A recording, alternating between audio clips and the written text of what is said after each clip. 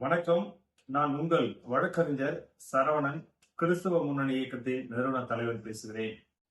நாங்கள் ஒரு காணொலியை பதிவு செய்திருந்தோம். அதற்கு மாண்புமிகு அண்ணன் சொர்ணராஜ் ஐயா அவர்கள் ஒரு வீடியோ பதிவு செய்திருந்தார். சிறுபான்மை ஆணையத்தினுடைய மெம்பர் வருகின்ற 15 செப்டம்பர் மாதம் மாலை 2 மணியிலிருந்து 5 மணிக்குள்ளாக அனைவரும் சென்னையில் உள்ள நந்தனம் YMCA வாருங்கள், உங்களுக்கு சபைக்கு அனுமதி நாங்கள் கொடுப்பதற்கான காரியத்தை செய்ய போகிறோம் என்று அவர் பதிவு செய்திருந்தார்.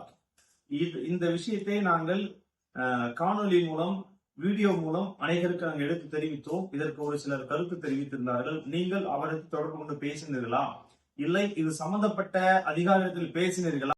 கருத்தை தெரிவித்ததன் அடிப்படையில் இந்த சிறுபான்மை ஆணையத்தில் இருக்கக்கூடிய ஒரு சில முக்கிய தலைவர்களிடத்தில் நாங்கள் தொடர்பு கொண்டு பேசினோம். பேசும்போது அவர் சொன்ன கருத்து என்னவென்றால், இந்த சொர்ணராஜ் ஐயா பேசின கருத்துக்கும் அரசாங்கத்திற்கும் எந்த சம்மதமும் கிடையாது. இந்த காரியம் சொர்ணராஜ் ஐயா தனிப்பட்ட முறையில் எடுத்த ஒரு முடிவு. ஆனால் நாங்கள் NOC வழங்குவதற்காக யாரையும் வர சொல்லவில்லை.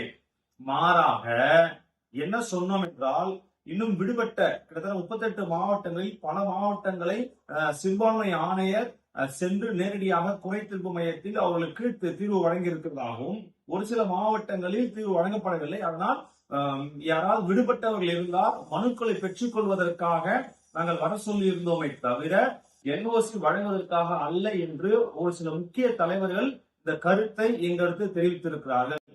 இது வீடியோல பேசுறன்றதுனால அவருடைய பெயர் என்னால சொல்ல முடியல. அப்படி யாராவது நீங்க யார் சொன்னார் என்று நீங்கள் கேட்டால், என்னை தனிப்பட்ட முறையில் சந்தித்தால் அதை நான் யார் என்று உங்களுக்கு அறிவிக்க தயாராக இருக்கிறேன். அதனால் இந்த செய்தி அண்ணன் பேசின சொர்ணராஜன் பேசக்கூடிய இந்த செய்தி முழுக்க முழுக்க உங்களை NOC வாங்குவதற்கான செய்தி அல்ல, உங்களிடம் மனுவை மட்டும் பெற்றுக் கொள்வதற்கான ஒரு செய்தி. அதனால தவறாய் புரிந்து கொள்ள வேண்டாம்.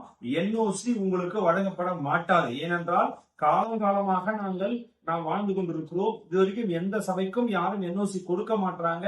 நாம் அகதிகளாக இந்த நாட்டில் வாழ்ந்து கொண்டிருக்கிறோம். நமக்கான உரிமை மறுக்கப்படுகிறது. நமக்கான அங்கீகாரம் இந்த நாட்டில் கிடைப்பது கிடையாது.